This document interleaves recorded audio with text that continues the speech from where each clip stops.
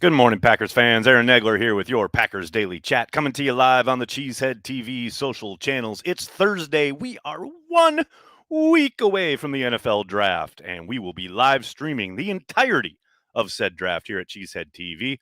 Myself, Corey, a boatload of Patreon members, and a bunch of special guests on Thursday night. Current Packers players, former Packers players, media members, celebrities. It's going to be a lot of fun. I hope you guys all tune in 1 week from tonight, right here on Cheesehead TV. It's going to be a ball. Hope you'll join us. But we still have a week to go. And within that week, as we talked about yesterday, I'm sure we will be inundated with rumors and stories and narratives. Block it all out, man. Block it all out for 1 week. That's all I ask, people. Good to see everybody in the comments section. I'd like to start with Redmo46, who was very, very early in the comments and said something really lovely. Quite honestly, Cheesehead TV is the daily Packers content I look forward to the most. That's really nice of you. In a vast sea of vitriol and hate and attacks that seems to define the internet, especially if you're in any way, shape, or form public facing and covering a sporting team. It's really nice to hear that. So thank you. That's really, really, really nice of you, Red Mo. Thanks, buddy. I saw somebody said, I want to talk about Ali's Mac. Look, I'm rooting for the guy. No question about it. But he has bounced around. What is this, his fourth or fifth team? Man, I am all for it. I hope he is the feel good story of camp. I hope he makes it to camp because there's no guarantee that he will. But man, he's got a lot of work to do to stick on this squad. But hey, like I said, maybe he's the feel good story this summer. I'm all in. Let's do it. Ali's Mac Hive. Let's go. Let's do it.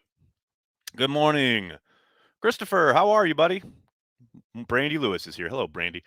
We determined last night during the Patreon happy hour that Brandy Lewis has many emails that you can reach her on. Brandy Lewis hates Ty Summers at gmail.com. Brandy Lewis hates Mike Pettin at gmail.com. The list is endless. There's a lot of hate, but we know Brandy is nothing but love when it comes to the Green Bay Packers. Dan, thanks for the super chat, buddy. Thank you. Just turned 69, just got a new dog, had a football in the playpen, and grew up with Lombardi principles. You keep the hope alive. Well, thank you, Dan. That's really nice of you to say. And happy birthday, bud. And hey, I'll be joining you in new dog ownership in these next upcoming weeks. So congrats, man. And thank you for the kind words. Dennis, good morning. It was good to see you on the happy hour last night. Thanks for stopping by, bud. Rob, can we give Reggie Beglington another chance at wide receiver? I don't see why not. I mean, all hands on deck, right? Let's see what you can do. There are spots available. I mean, for now. Who knows what happens after the draft? Chris, Nags, any position or player in the first round us fans are not considering that Goody is? I don't know. I mean, in this day and age, it's impossible to say, right? Because fans have so much information at their fingertips and everything and everybody about the draft is so well covered. It's hard to say. And you have to, each individual fan is obviously different, etc. But I think it would not surprise me to see them come out of the first round with two linemen. And I know Twitter would burn because they didn't take a wide receiver or even a safety or a skill position player, but it would not surprise me at all. Offensive tackle is the one that I see the least when it comes to, perusing mock drafts or seeing what's being talked about on Twitter, etc. I think offensive tackle is way more of a probability than most fans are giving it credence. I think there's a very good chance that tackle might be the play there, either at 22 or 28. PA, thanks for the super chat. Reportedly, Djax is interested in signing with the Packers. Thoughts about how that would work with Watkins, if it would? They've had a number of opportunities to sign him in the past, and Brian and or Ted have never shown any kind of inkling or interest. That doesn't mean it couldn't happen. I would suspect Aaron Rodgers would have to get involved and say, "Hey, let's make this move." It would be interesting to see how it would work with Watkins. I think Watkins is a much more willing and ready run blocker. Much more interested in getting his nose dirty in the run game than Djax is. And as we all know, under Matt LaFleur, if you want to get on the field, you better be able to block on the perimeter in the run game. That said, I mean, he's still got those burners. You saw it last year. He had a number of big-time plays. One which I'll never forget. I think it was on some national game where got broken up at just the last second, but he can still burn you. So that speed is still there, and we heard Matt talk about the need for speed on this offense. So I would give it a very remote chance of happening, but especially considering where their wide receiving group is, never say never. Never say never. I don't want to miss any. Dustin, what's up, man? Thanks for the super chat. Do you think Packers possibly looking to be a defensive-oriented team rather than an offensive-oriented team? Keep scoring. Let Rodgers do his thing. Keep scoring low is what you're saying. Okay, see the love thing threw me there. I mean, look, I don't think they're sitting there going, you know what, we are transitioning to being a defensive-led team. I think they're still going to be acquiring pieces and filling out the roster and trying to get the most explosive offense possible, especially considering the money they have laid out for Aaron Rodgers these next couple of years. I don't think they're ever going to be a, quote, defensive-led team while the 4-time MVP superstar Aaron Rodgers is at the helm. That said, it can only help Aaron Rodgers the better this defense is. There is no doubt about that. I mean, if even a shadow of the MVP version of Aaron Rodgers shows up in that playoff game, they are cooking with gas. So I do not doubt that, again, that yes, they're always looking to improve both sides of the ball, but I don't think there's a conscious choice and or, point of emphasis that they're saying inside 1265 Lombardi, you know what, it's time to transition to being a defensive-led team. No. They just paid Aaron Rodgers a king's ransom to lead them. They are still going to get him weapons, and they are still going to be, attempting to be explosive on offense. That will never change as long as Aaron's in town. No doubt about it. Believe that. It's a conscious choice, man. Yeah, I'm choosing it. Name that movie. I always do these and no one ever gets them. It's like, I'm such an old man. Jeff, what's up, man? Thanks for the super chat. The price of wide receivers is nuts. Draft and develop. I mean, what's crazy is you look at the deals that have been signed by these, admittedly, very much, worth it, number one guys, etc. But man, and then you look at the deal the Packers gave Watkins. Holy cow. $350,000 is the only guarantee. That's his signing bonus. That's it. Everything else is escalators and incentives. Up to $4 million. I mean, that's a fucking steal. If he just stays on the field for half the year, let alone the full season, with Aaron Rodgers throwing him the ball, he's going to get paid. And he's still going to be a fraction of what some of these other guys are getting. And look, I'm not saying Watkins is going to come in and be wide receiver one. That's not what I'm saying.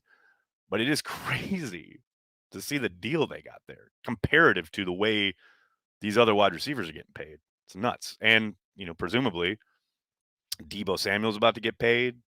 A.J. Brown maybe is going to get paid. Like, there's still deals yet to come. I don't know, man. But yes, it is nuts. And definitely leaning into draft and develop is certainly a way you want to go this offseason. Big B is here. What's up, Big B? Good to see you, buddy. Good to see you last night, too. Good to see you in general. Good to see you. Good to be around you. You're just great energy, Big B. Great energy. Especially when you're talking about hanging out at 1919. I got to call you out here, Big B. Well, not you, actually. I'm going to call it Joey. Because, Joey apparently pestered Big B into telling us a story at happy hour last night. And the story essentially amounted to, yeah, I saw someone at a restaurant. That was it. That was the story. It was great. It was good times. It was good times. The Sammy Watkins deal was a superb signing. Yes, Dennis? Yes, it was. Next week in the draft, Love gets traded. Mark my words. I don't think I agree with your police work there, Chris, but we'll see. We shall see. I'm just going to do movie lines and voices all the whole entire next week because we've tapped out of draft content. It's time for movie lines and voices. No doubt about it. Deshaun Perry, what's up? Wait. Before I get to Deshaun Perry, I have maybe my favorite comment ever on YouTube right here from Mark Mendez. Big talker. Who's the big talker? Am I the big talker? You're literally on a live chat where there is nobody else in frame. There's nobody else talking. Only one human being here with a microphone. It's literally the point is for me to talk. Should I just sit here and read the comments and not talk?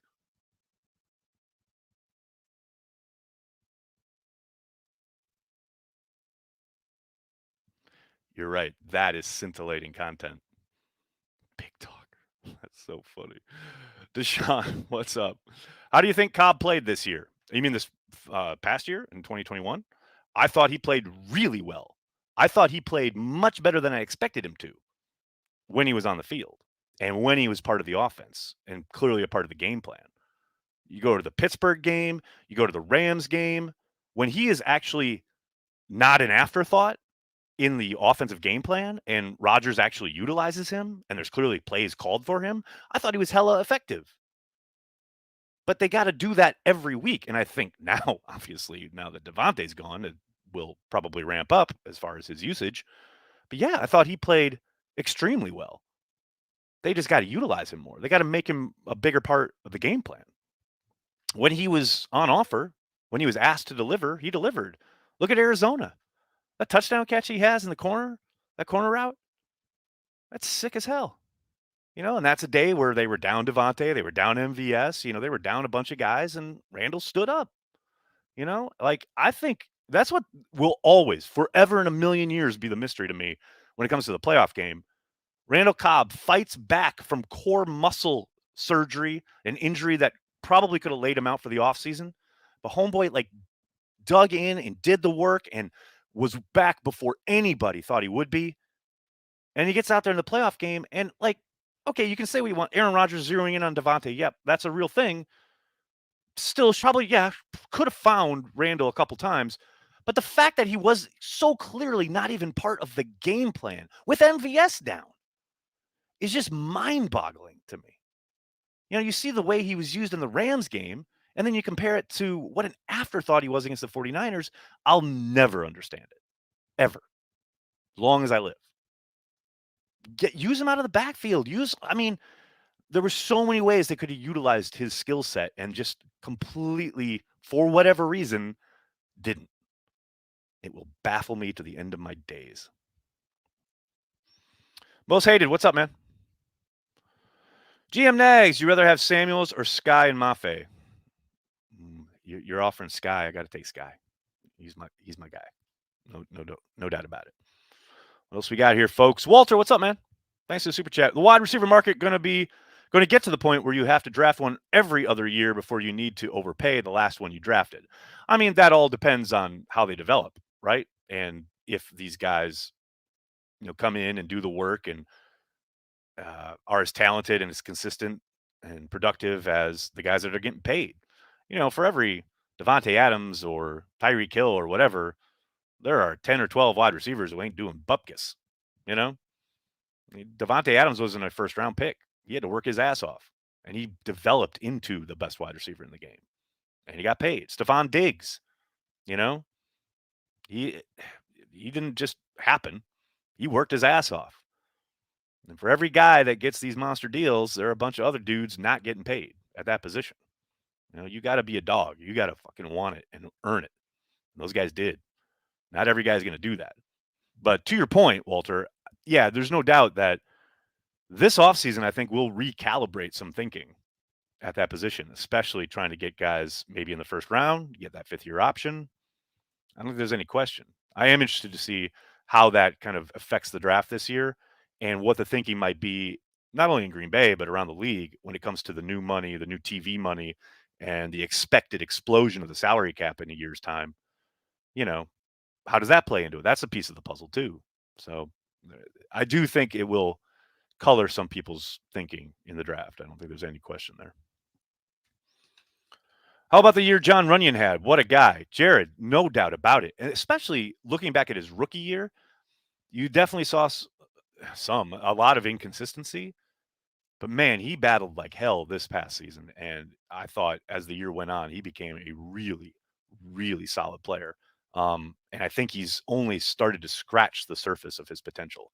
I think they found a player there. And God knows that, you can't have enough linemen, you can't have enough protection for your aging quarterback. And this kid has got enough nasty. He's got his dad's a little bit of nasty in there in his game, especially in the run game. But he is solid as hell all points of the game. So yeah, I'm with you, man. He had a very, very good year, no doubt about it. If Benkert ready for a backup role if Goot trades J Love for draft capital? Daniel, again, I don't think that's going to happen, but I think I talked about this yesterday or earlier this week. In regards to Benkert, they've got something there. He wouldn't have been, kept around if he hadn't shown what he showed in those preseason games. I don't think there's any question that he would be allowed to compete for the backup role if they traded Jordan Love, and I wouldn't be surprised if he won it. There is no doubt, and it's crazy to look at how much he grew over a month in the offense just last summer. Like from that first week in training camp through the last preseason game, you saw him develop and really take ownership of the offense. I mean, he's got the skills, he's got the tools. You can see that. He doesn't have a cannon or anything, There's a reason he bounced around a little bit, undrafted guy, etc. But man, you talk about just getting in the right situation and really owning it and making the most of your opportunities. Kurt did that. And that, is undoubtedly why the Packers kept him around. So I don't doubt for a moment that if Jordan Love were to be traded, yeah, I think Benkert would be allowed to compete for the job. Now, I also think there's zero question they'd probably bring in some kind of veteran backup to compete for the backup spot. But yeah, I don't doubt for a moment that he would compete for it. And I would suspect because he's been in the offense now and has shown that he can run it and has a pretty good command of it, I think he'd probably win that job. So yeah, I don't doubt for a second that he'll be allowed to compete for it if that happens. Marshall, thanks for the super chat. With all the talk of a trade for a veteran wide receiver, I wonder why A.J. Brown isn't mentioned as much as DK/Debo, especially with him being in the AFC and Matt's ties to the Titans. I mean, I think it's just the star factor isn't quite as big with AJ as it is with DK and Debo. I don't think that diminishes his ability. I think he's a really fucking good wide receiver, really talented player. But it's not like you've ever seen him on a string of, say, ESPN commercials or big time NFL Network promos or what have you. And again, it's just part of the market. The Seahawks have been a marquee team for a good long stretch here, although that seems probably to be waning soon. The 49ers, once they became kind of what they've become under Kyle Shanahan, they've become, a marketable team, a really high-end kind of marketing dream team, so to speak. The Titans, does that move you? You get excited when the Titans are on TV? Most of America doesn't. And I think that diminishes kind of the chatter around A.J. Brown. Again, that doesn't take away from what a good fucking player he is, because he is. But I do think that plays into it. No question. Deshaun, thanks again, Mud. Has Coach dodged a lot of blame for the playoff loss? How much of it is on him? That's a really good question. It's hard to say that he's dodged blame when the guy takes all the blame. It's hard to pick apart what he could have done, what he should have done, etc., whatever adjustments were made, not made, the game plan, blah, blah, blah, when at every opportunity, when he's asked about it or has been asked about it or talks about it, the first thing he always points at is himself. So I think that maybe not deflects or disarms people when they're talking about the loss, but I think people are aware that he knows he needed to do a better job. So I don't know, man. I feel I see what you're talking about though, because it does, especially if you are a daily denizen of Twitter, when that loss gets brought up, everything gets talked about except Matt LaFleur. But again, I think it's because he takes ownership of it and he hardly ever points the finger at other people or deflects blame. He always kind of takes it on. So, but is he part of the reason they lost? Oh, 100%. No question about it. But again, if you take ownership of it, it's hard to kind of beat that horse, so to speak. Jonathan, thank you for the super chat. Nags, did you ever see JT O'Sullivan's breakdown of Jordan Love? 100%. I actually linked to it in the community page on YouTube. If anyone hasn't seen it, I highly recommend checking it out. He did show some promise in Kansas City, and despite the turnovers, some promise in Week 18. I could not agree more. I absolutely agree. I do think Madden, fantasy, etc., has warped everyone's minds, and the way that we've seen such high-level quarterback play in Green Bay for such a long time.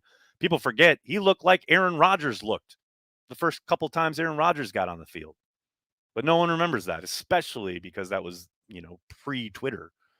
Um, it's just I understand the kind of over the top criticism that comes with the position, especially in this day and age. But yes, Jonathan, I 100% encourage anyone who hasn't to check out JT's breakdown of Love's start in Kansas City. It's nowhere near as bad as you remember it. I promise you that. And like I said, it's linked to, if you scroll down in the community section on our YouTube page, I've linked to it there. Brandy, we have a defense? I mean, that's good that you put the question mark there, right? Because here's the thing, as great a performance as we saw in the playoffs, you do have to consider some of the factors, namely the quarterback they were facing. Um, and then you can't dismiss the great stretch they had against, the Kyler Murrays of the world and Russell Wilson, and they had a great stretch. But then, get the back half of that year, they had a somewhat questionable stretch. Teams were really able to move the ball, and the Justin Fields of the world, or the backups to the backups in Baltimore. It's understandable that people are excited after that playoff performance, but there's still work to be done. Now, obviously, getting Jair back for a full season, healthy, knock on wood, will certainly help. Adding some pieces in the draft, Deron Reed being added up front. Those are all promising developments. But again, I would say, got to do the work. Nothing's guaranteed. There's no guarantee that they just show up week one and pick up where they left off in the playoffs. Every week is different. It is a week-to-week league, and as Matt likes to say, it will humble you quick. That is no doubt. Carl, what's up, man? Thanks for the super chat.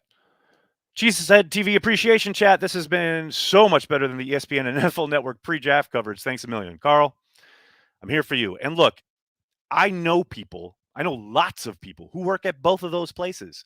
And I think all of them do great work. And I know I constantly beat the drum of how oversaturated the draft is, the narratives, the hype around it, etc. Because it is so overcovered. I mean, but it's very important. I don't dismiss the importance of the event itself, but man, the coverage of it, we still got a week to go. They could have drafted a month ago. But this is what the NFL likes, drawing it out as much as possible because it keeps them in the headlines, and they've become a 365 business. I get it. I get all that. And I'd never mean to denigrate the work that people do at those places because, like I said, I know people in both companies, and they do amazing work, and they work their ass off. And there's a shout out to them. I could never do what they do. And I understand that. But I also like to offer an alternative to people like myself who are like, let's get on with it.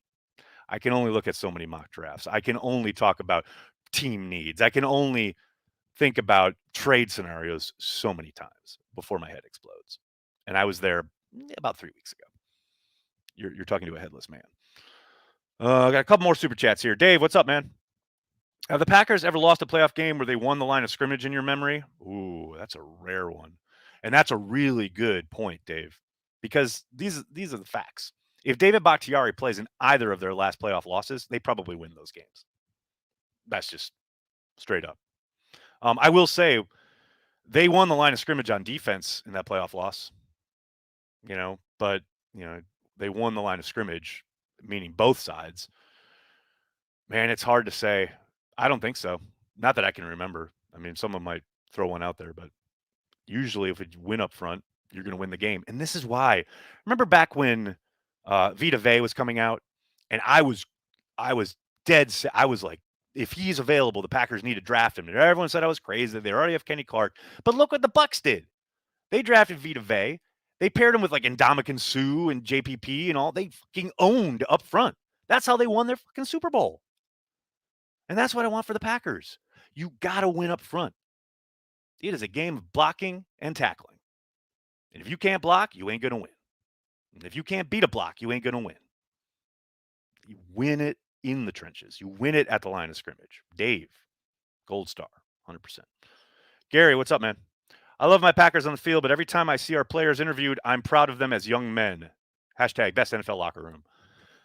Yeah, I mean, if you haven't checked out Monty's wrap up from yesterday, I highly encourage you to do so. He highlighted a couple of things that Randall Cobb and Devondre Campbell mentioned in their press availabilities yesterday. I'm with you. For the most part, it is Packers people, and there's no doubt about it. I always need to add the caveat, though, that you have to remember that these young men, and I am proud of all of them, as they represent the green and gold, they carry the G. They understand what is going on when they are in front of a microphone and the cameras in front of them, the press availability is like they get coached in that as well, So, but I do think more often than not, you do see their genuine selves come through. And I think it is a testament to the Packers front office, the types of guys they bring in. And it's never a blanket. It's never 100%. There's always going to be some bumps in the road, so to speak. But for the most part, I very much agree with you. 100%. What else we got? Carrie, thanks for the super sticker. Or Corey, sorry. Corey, thank you so much. All right, everybody. I'm going to have to get going. Can't thank you enough for hanging out, talking Packers each and every day, Monday through Friday, right here on the Cheesehead TV social channels. Please do me a monster favor. Hit like on the video, subscribe to the channel, and then tell your friends. Wait, did I just subscribe to the channel? Man, so many visitors every day, and I look at the analytics, and y'all ain't subscribing. Hit subscribe. Ain't going to bite. Hit subscribe. And then tell your friends and tell your family. Cheesehead TV. We are devoted to Green Bay Packers fans worldwide. Thanks a lot, everybody. Have a great day. Go Pack, go.